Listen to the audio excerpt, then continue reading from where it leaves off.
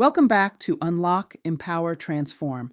I'm Che Blackmon, and today we're tackling the leadership crisis nobody wants to talk about.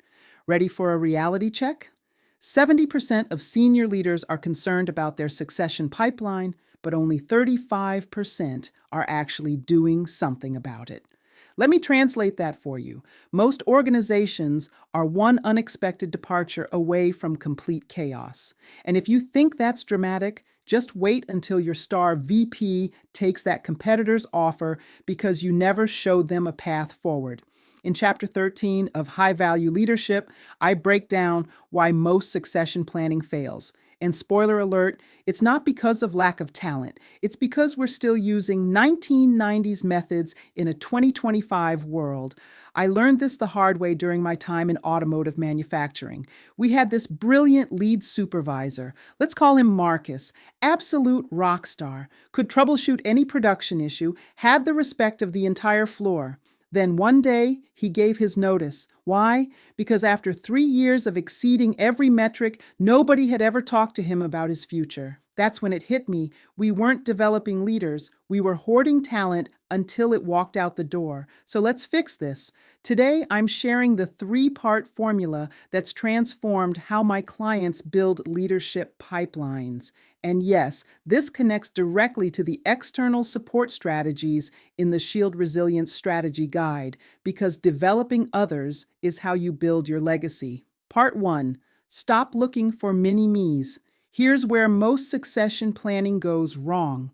Leaders look for people who remind them of themselves 20 years ago. Newsflash: the challenges your successors will face aren't the ones you conquered. When I work with organizations, I use what I call the future back talent scan. Instead of asking, who's like our current leaders, we ask, what capabilities will leaders need in 3 to 5 years? The Detroit Lions transformation I analyze in the book, they didn't just hire traditional football minds, they brought in people who understood data analytics, social media engagement, and community building, because that's what modern leadership requires.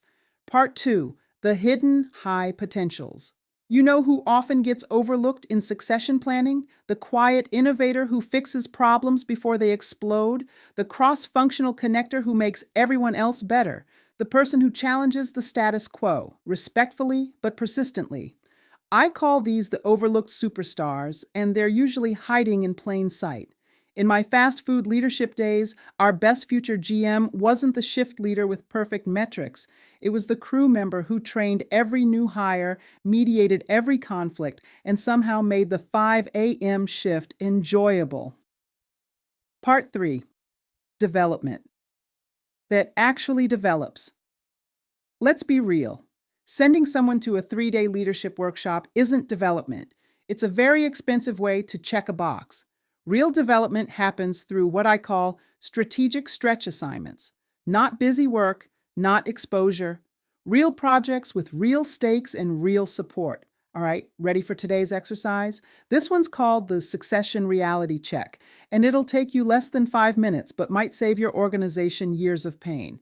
Step 1, list your 3 most critical roles. Not people, roles. Step 2, for each role, write down one person who could step in tomorrow. Not in a year, tomorrow. If you're writing nobody, that's your first red flag. Step 3, now here's the kicker. For each potential successor, write down the last time you invested in their development.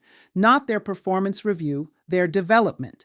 When did you last have a career conversation? Give them a stretch assignment? Connect them with a mentor? Step 4, if it's been more than 90 days, you don't have a succession plan, you have a wish list.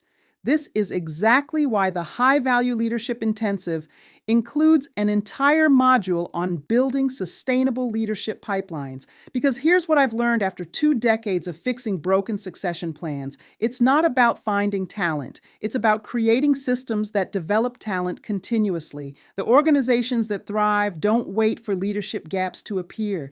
They build bench strength like their future depends on it, because it does. I remember working with a nonprofit where both directors, Lillian and Joan, could have created massive conflict when their roles overlapped. Instead, they modeled collaborative leadership and developed everyone around them. 30 years later, I can trace successful leaders across multiple industries back to their influence. That's succession planning. Here's the uncomfortable truth. If you're not actively developing your successor, you're not really leading, you're just managing. And in today's market, that's not just short-sighted, it's negligent. The best leaders I know can point to dozens of people they've developed. They measure their success not by their own achievements, but by the success of those they've lifted up. That's the multiplier effect of high-value leadership. Look, succession planning isn't sexy. It's not going to trend on LinkedIn, but you know what will? The stability and growth that comes from having a deep bench of ready leaders. Download the Shield Resilience Strategy Guide. The link is in the show notes below.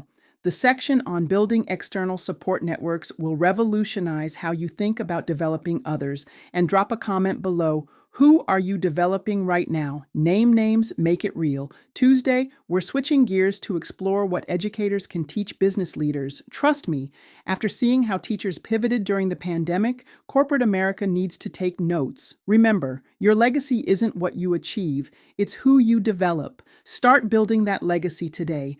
This is Che Blackmon reminding you to unlock your potential, empower your purpose, and transform your world. See you Tuesday.